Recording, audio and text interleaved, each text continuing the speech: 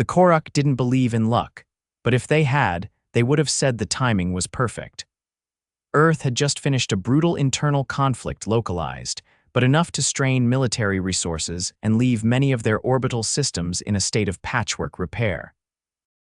To the Koruq, this was the ideal moment to strike not with weapons, but with quiet infiltration. Stealing Earth's strategic war plans would allow them to neutralize the human threat before it ever became one, or so they thought. The infiltration began in the Nevada desert, near a remote telemetry station linked to Earth's orbital defense grid. The Koruq deployed a single operative, Cyrex, in a sleek, chameleon-skinned vessel no bigger than a van. It landed silently in the dead of night, its hull cooling rapidly to match the desert air. Cyrex, long-limbed and built for stealth, emerged and activated a neural interface tucked beneath his skin.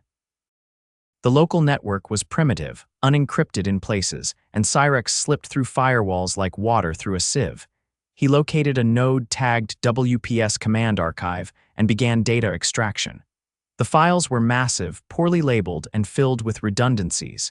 Human inefficiency, he noted. Still, something in the document structure made him pause. Entire folders were tagged simulation debriefs, but the content was unlike anything he'd studied before. Scenarios that escalated into global annihilation over minor provocations. Others where food shortages led to orbital bombardments. Cyrex kept reading and began to feel something unfamiliar, dread. The simulation codenames were absurd. Operation Freeze-A-Burn, Project Sidewinder Tango, Code Farmers Market. Yet each plan outlined contingencies that spiraled into ruthless countermeasures. Civilian sacrifices were calculated. Infrastructure losses were tolerated. Victory in every scenario was defined not by survival, but by ensuring the enemy no longer existed in any form. Before Cyrex could relay his findings, a blunt metal rod struck the back of his head. He collapsed, vision swimming. Footsteps approached. "Got him," said a voice. "He's still breathing." Wesley Parks knelt beside the crumpled body, flashlight clenched between his teeth. His forearm throbbed from the swing. He hadn't expected whatever this was to be so humanoid. The creature's skin shimmered, slowly turning matte as it lost consciousness. Wesley tapped his radio. "Command, I've got a runner down at Grid Tango 3. Not human. Repeat, not human. I need containment and med support." The reply crackled. "Copy that. Mobile unit en route." "You all right, Wes?" He looked down at his bruised arm, then the alien's strange gear. "I need a tetanus shot and a vacation." 2 hours later, the desert was swarming with flashlights and low-flying drones. A black transport hovered down beside the telemetry station. A woman in a gray jacket stepped out, her boots crunching the gravel. "Wesley Parks?" she asked. "That's me." "Rena Holloway, Strategic Analysis Division," she said, holding up an ID badge without offering a handshake. "You hit it with a crowbar, steel pipe." Crowbar would have been my second choice. She turned to look at the unconscious alien, now secured in a containment cell with a low-grade magnetic field humming around it. "We've never had one try to breach a military server before," she said. "They usually probe civilian comms, maybe steal a satellite relay or two. This one went straight for our wartime simulations." "You're welcome," Wes said, wincing as he rubbed his arm. "You mind if I sit down before I pass out? Go ahead." "You're not going anywhere for a while." Over the next 3 days, Wes underwent debriefs, medical scans, and 2 full psych evaluations. The doctors confirmed his forearm wasn't broken, but the muscle was badly bruised. They kept him on NSAIDs and ordered him to rest. Riene, meanwhile, led the interrogation of Cyrex, which went nowhere fast. The alien refused to speak in any known language, and traditional translation algorithms failed. That's when Wes got the idea. "Let me talk to him," he said. Rihanna frowned. "You're not trained for, he was inside our systems. Maybe he understands more than he lets on, and I'm the one who knocked him out. Give me 10 minutes. The room was cold, sterile, and smelled faintly of ozone. Cyrex sat inside a glass cell, legs folded beneath him.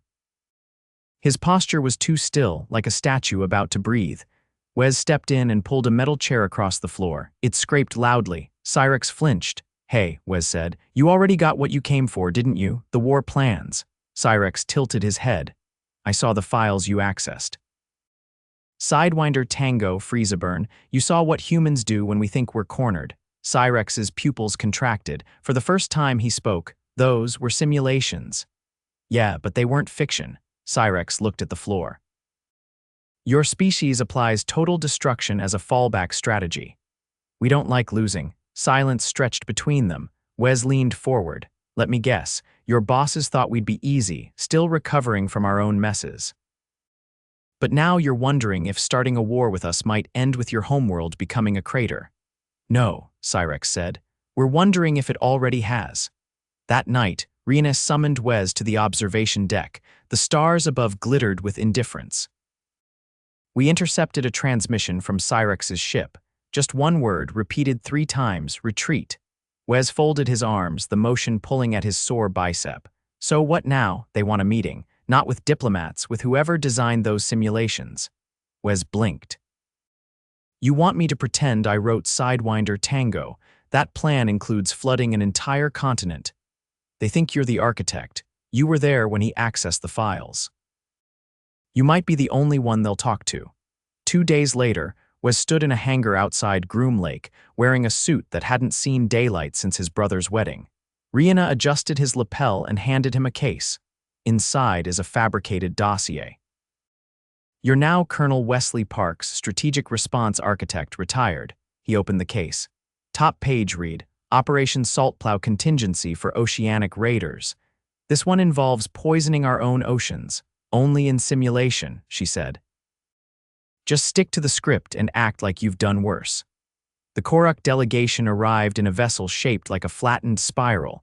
3 delegates emerged, all taller than Wes, their eyes luminous, expressions unreadable.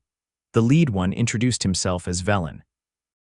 Are you the one responsible for your people's contingency systems? Wes nodded. That's right. You use simulations to predict annihilation scenarios, but you also design strategies to carry them out. We call it preparedness. Velen's voice lowered. We call it madness. Wes shrugged. We've had to adapt.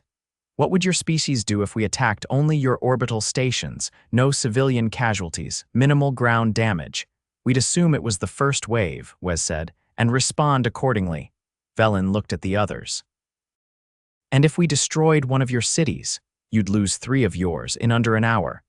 There was no bravado in his tone, just math. Velen stepped back. We came to take your plans, to use them against you, but now we see the flaw. Your worst scenarios are not warnings. They are instructions, Wes nodded, and the instructions always end the same way. Later that night, Rena handed him a document, a peace proposal signed by the Koruq High Council. They're pulling out of our solar system and opening diplomatic channels. You scared them straight, Wes exhaled, then looked at the stars. I didn't scare them, we did, all of us. We're not monsters, but we plan like ones. Rena paused. You really think they believed you wrote those simulations? He gave a dry chuckle. I think they wanted to. And far above, the Koruq ships began their long, silent retreat. The meeting room smelled faintly of copper and ozone, the kind of tang that lingered in places where machines had been running too hot for too long. It had no windows, just matte walls that absorbed sound and a ceiling that buzzed faintly with concealed lighting. The air was slightly too dry. Wes sat at the end of the long table, a bottle of water in front of him, label peeled halfway off. Across from him, Velen was seated again, this time without his 2 companions. They stood against the wall, unmoving. Wes leaned back, letting the silence stretch. He wasn't in a hurry. Velen, on the other hand, looked like someone had handed him a puzzle with no corners. How long have you been simulating extinction-level conflict responses internally? Velen asked. That depends, Wes replied. Do you mean as a government or as a species? Velen blinked once. Is there a distinction? There is if you're trying to understand us. People build bunkers in their basements here. Some of them do it with shovels and duct tape. It's not always about government directives. Sometimes it's just a guy named Don who watched too many documentaries. Velen narrowed his gaze. You're saying individuals prepare for global warfare without state coordination. Sometimes they don't even tell their spouses, Wes said, twisting the bottle cap until it clicked. We're not a species that waits for consensus. Velen tapped the edge of the table with 2 fingers, a rhythmic motion like someone trying to remember a tune. That is not standard behavior. Most civilizations we've encountered develop towards centralized logic models. Efficiency through cohesion. Sure, Wes said. But cohesion gets you a lot of sameness. We survive by arguing, by being inconsistent. Someone somewhere is always doing something so unexpected it ruins everyone else's plans. That's what keeps us alive. Velen's companion, the one with the greenish facial markings, finally moved. Your people's unpredictability is not a strength. It is chaos. You embrace instability. We call it flexibility. The green-marked delegate's fingers curled slightly. You build war plans against yourselves. You simulate planetary collapse and call it strategy. You poison your own oceans in theory and accept that as a viable play. I never said we accepted it. We just planned for it. That's different. Velen leaned forward. Do your people understand what those plans look like to others? Wes raised an eyebrow. Do you understand what your silence looked like to us before Cyrex showed up poking around our servers? The room tilted slightly, then not physically, but in tone. Something shifted. We didn't come to start a war, Velen said. We came to make sure one wouldn't happen. By stealing our defense plans. By understanding what kind of threat you posed, we assumed brute force would be unnecessary. Wes laughed once, a sharp exhale. You thought we'd be manageable. No, Velen said. We thought you'd be rational. The lights above flickered just once. Wes glanced up, then back. You know what we do when we think someone's watching us? He asked. We put on a show. Velen didn't respond. Instead, he opened a small device on the table. A blue hologram burst upward, spinning slowly. It showed a series of interlocking spheres, each dotted with red pulses. This is from our long-range reconnaissance, Velen said. Over 100 Earth-based systems broadcasting simulated threat responses over unsecured bands. You're leaking contingency plans into space. That's not a leak, Wes said. That's bait. Velen stared at him. You wanted us to find them, not you specifically. Anyone. Everyone. If someone has bad intentions, better they see what could happen to them before they try anything. The green-marked delegate stepped closer. You're using your own annihilation scenarios as deterrence? Exactly. They both looked stunned. You don't understand, Velen said slowly. Most species develop deterrence based on mutual loss. You've developed deterrence based on unilateral escalation. You don't just threaten to fight back. You threaten to erase everything. Wes didn't answer immediately. He took a sip of the water, then set the bottle down carefully. We've seen what happens when you wait too long to act. History taught us that lesson more than once. We don't bluff, we overcorrect. Another silence. This one stretched longer. Velen folded the hologram back into his device. We need access to your cultural databases, he said. Music, literature, philosophy. We've only seen your worst-case logic. We need to understand the rest. That's a big ask. You've seen our technology. You've seen our hesitation. We're not here to dominate. We're here because we misjudged you. Wes looked at the 2 aliens, then at the dark ceiling. All right, but you're going to find a lot of contradictions. That is what we need. 3 days later, the hangar had been transformed. Rows of consoles were set up along the walls, each manned by a technician in gray fatigues. A secured uplink fed into a filtered version of the EarthNet Cultural Archive. It churned constantly, feeding curated content into translation algorithms modified for Koruq syntax. Wes stood beside Riene, watching a playback of their current selection. A subtitled episode of a sitcom played on screen, filled with canned laughter and improbable misunderstandings involving a pizza delivery and a malfunctioning drone. They started with this, Wes asked. It was either that or a 12-hour documentary on ancient bridge construction, Riene said. They wanted something emotionally representative.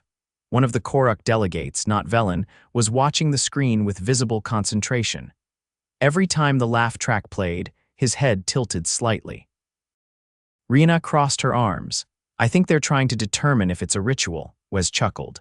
They're going to be real confused when they hit stand-up comedy. Velen approached, holding a small data slate. We've translated over 2,000 hours of content, he said. That's barely scratching the surface, Riene replied. It's enough to see the pattern. Your species thrives on contradiction. You mock what you fear. You joke in the face of collapse. Your resilience is intertwined with absurdity. Wes nodded. That tracks. Velen hesitated. There is one element we cannot parse. What's that? Your obsession with improvisation. It runs through your conflict planning, your entertainment, your governance. No two scenarios unfold the same way. Because we learn on the fly, Wes said. We train for chaos by throwing ourselves into it. Velen looked genuinely troubled. That makes you impossible to predict. That makes you dangerous.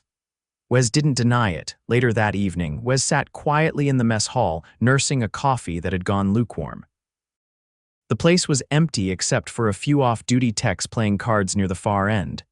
The door opened with a hiss, and Cyrex entered, wearing a flexible restraint collar and flanked by 2 guards. He stopped at the table, eyes on Wes. "You could have killed me," he said. "You were digging through our war files. I thought they were lies, propaganda. And now," Cyrex sat down across from him, "the guards didn't stop him. Now I think you're worse than we imagined, not because of your destruction, because of your control." Wes sipped his coffee. "We're not proud of those plans, but we are proud we're still here." Cyrex nodded once slowly. "We've fought species that burned bright and fast. We've fought ones that withered under pressure. But you bend, you break. And then you build something new from the pieces." Wes looked him in the eye. "That's what survival looks like on our planet." Cyrex exhaled, a sound halfway between a sigh and a hum. "I don't think we'll ever understand you. You don't have to. Just don't underestimate us." The guard gestured, and Cyrex stood. As he turned to go, he paused. "We're leaving your orbit in 2 days, but some of us will stay to learn." Wes watched him go, then looked down at his cup. The coffee was cold, but he drank it anyway. Wesley Parks hadn't slept well in days. He was back at the Groom Lake facility, now mostly cleared out except for a handful of analysts, a translator team, and the Koruq observers who'd opted to stay. The rest of their delegation had departed earlier that morning. No ceremony, no message, just a silent departure logged by a rotating radar array. He sat on a stiff bench in the facility's lower wing, rolling his sleeve up while a medic checked the progress of the contusion on his arm. The swelling had gone down, but a strip of purple still bloomed across the muscle like a wine stain. The nurse, a quiet man with a deliberate touch, pressed gently along the bone, still tender. "Only when I think about it too hard," Wes replied. The nurse didn't laugh. He marked something on his clipboard using a stylus with a chewed tip. "You're overdue for blood work," he said. "I was overdue for a vacation 2 years ago. Priorities, I guess." The blood draw was efficient. A small vial filled slowly as Wes looked away, watching a Koruq observer walk past the window with an expression that might have been impatience or deep thought. It was hard to tell with them. Their faces didn't crease the way human ones did.